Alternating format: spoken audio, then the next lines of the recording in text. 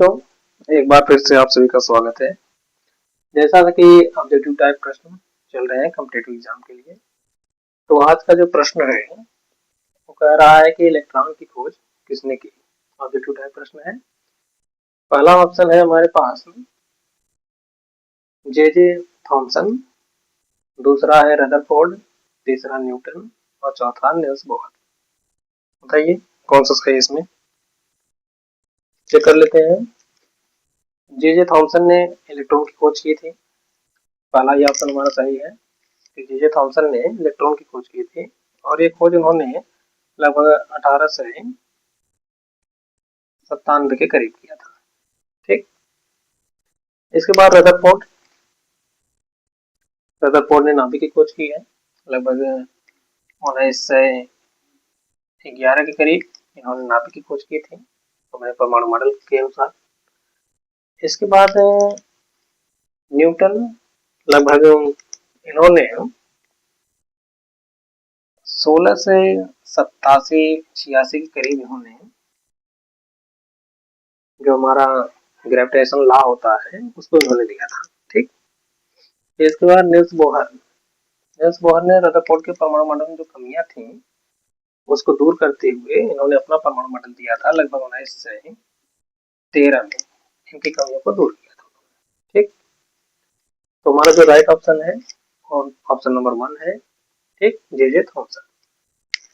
Second में कह रहा है कि परमाणु की खोज किसने की है। बताइए। पहला ऑप्शन है फ्रैंकलिन, दूसरा गैलीलियो, तीसरा चैडविक और चौथा डाल्टन। ऑप्शन बताइए कौन सी है।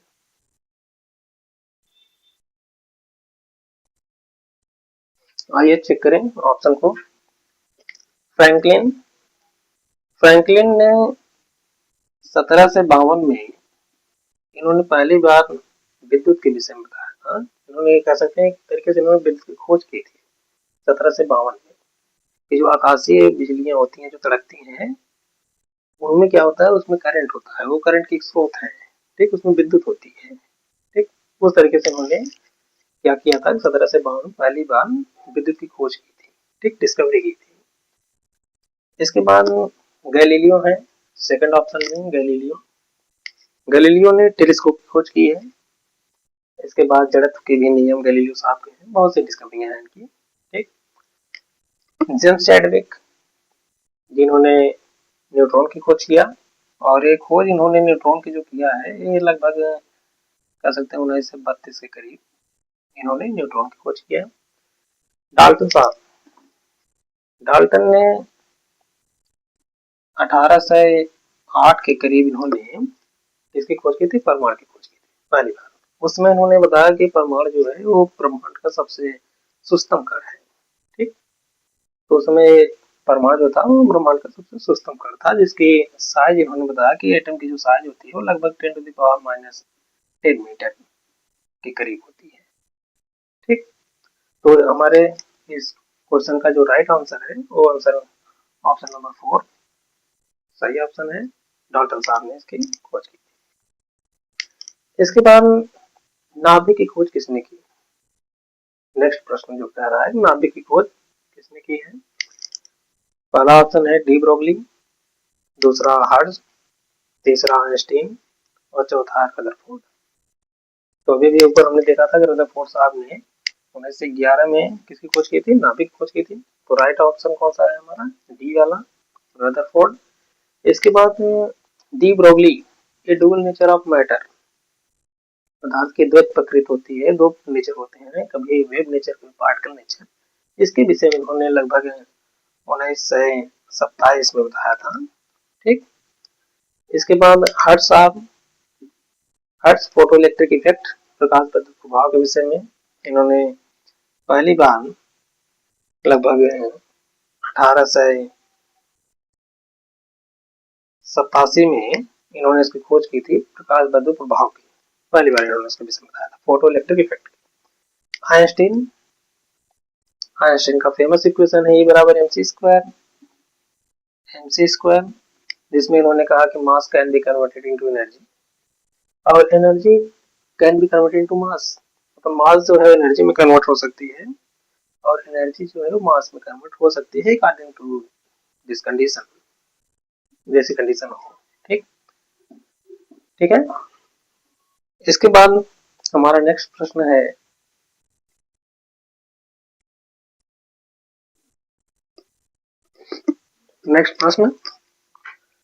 अगला प्रश्न कह रहा है कि हाइड्रोजन के समस्थानिक हैं। ठीक, तो इसमें से कौन सा हाइड्रोजन का समस्थानिक है हमें बताना है। ऑप्शन नंबर 1 कार्बन 613, सेकंड में ऑक्सीजन 817, थर्ड में हाइड्रोजन 1 2 और फोर्थ में है यूरेनियम 9238। बताइए कौन सा सही है। जैसा कि देखिए कि जो ये कार्बन है हमारा, कार्बन वैसे नॉर्मल कार्बन हमारा जो होता है 612, उसका एक आइसोटोप जो हमने लिया है ये है, इसको आप कहेंगे 613, एक कार्बन का आइसोटोप है। इसके बाद ऑक्सीजन, ऑक्सीजन 816 होता है, इसका एक आइसोटोप आप कह सकते हैं कि हाइड्रोजन 17 है। इसके बाद ऑप्शन नंबर थर्ड, जो हमारा सादा हाइड्रोजन होता है उसके दो आइसोटोप होते हैं, आइसोटोप 1s2, एक ये हो गया और एक हो गया हमारा 1h थर्ड, इसको हम ड्यूट्रॉन कहते हैं और इसको ट्राइट्रॉन कहते हैं। तो सही ऑप्शन जो हमारा है वो option number third right answer है कि हाइड्रोजन के समस्थानिक कौन है, 1h2 ड्यूट्रॉन। ठीक, यूरेनियम 92238, इसको हम कह सकते हैं कि हमारा ये यूरेनियम 92235 का समस्थानिक है।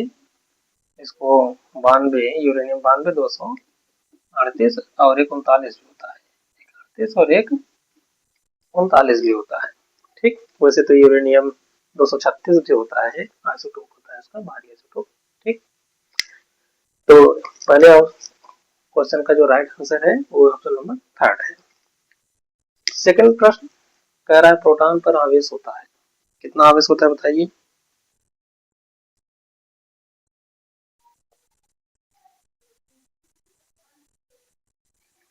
ध्यान दीजिए कि जो प्रोटॉन पर आवेश होता है, पहला ऑप्शन है हमारा 12.5 गुणे 10⁻⁻19 कूलम, दूसरा ऑप्शन है +1.6 क्रॉस 10⁻⁻19 कूलम, तीसरा है -1.6 क्रॉस 10⁻⁻19 कूलम और चौथा ऑप्शन है 6.65 क्रॉस 10⁻। बताइए कौन सा सही है। तो ध्यान दीजिए कि हम लोग जानते हैं कि प्रोटॉन पर जो होता है वो पॉजिटिव चार्ज होता है इलेक्ट्रॉन के बराबर, तो इसमें ऑप्शन में +1.6 क्रॉस 10⁻⁻19 कूलम, ये हमारे इस प्रश्न का राइट आंसर है। इसके बाद नेक्स्ट प्रश्न कह रहा है कि अल्फा कण पर आवेश होता है। ठीक, अब अल्फा कण पर कितने आवेश होते हैं। पहला ऑप्शन है +3.2 क्रॉस 10⁻⁻19 कूलम, दूसरा ऑप्शन है -1.6 क्रॉस 10⁻⁻19 कूलम, तीसरा है 6.25 क्रॉस 10⁻⁻19 कूलम और चौथा है डी वाला ऑप्शन 1.15 क्रॉस 10⁻⁻19 कूलम। बताइए कौन सा सही है।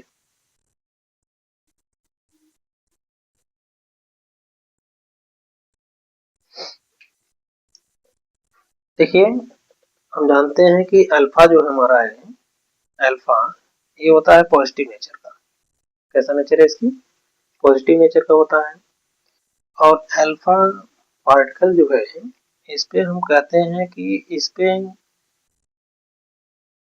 2 प्रोटॉन के बराबर इस पर आवेश होते हैं। कितने प्रोटॉन की, 2 प्रोटॉन के बराबर आवेश होते हैं, क्योंकि अल्फा हमारा जो होता है वो हीलियम, कह सकते हैं कि अल्फा जो है एक हीलियम पार्टिकल है। ठीक, तो इसमें कितने होते हैं, 2 प्रोटॉन होते हैं इसमें। ठीक, जब 2 प्रोटॉन होते हैं तो इसका मतलब चार्ज भी इसका क्या होगा, 2 प्रोटॉन के बराबर चार्ज होगा। तो 2 प्रोटॉन, एक प्रोटॉन पे चार्ज कितना होता है 1.6 क्रॉस 10⁻⁻19 कूलम और 2 प्रोटॉन है तो 16×32 हो गया, 3.2 प्लस में होता है 3.2 गुणे 10⁻⁻19 कूलम। तो पहला ऑप्शन इसमें सही है। ठीक, तो आज के जो सेशन है यहीं पे समाप्त करते हैं। हमारे वीडियो आपको कैसा लगा बच्चों, अच्छा लगा हो तो लाइक करें, शेयर करें, सब्सक्राइब करें। That's all.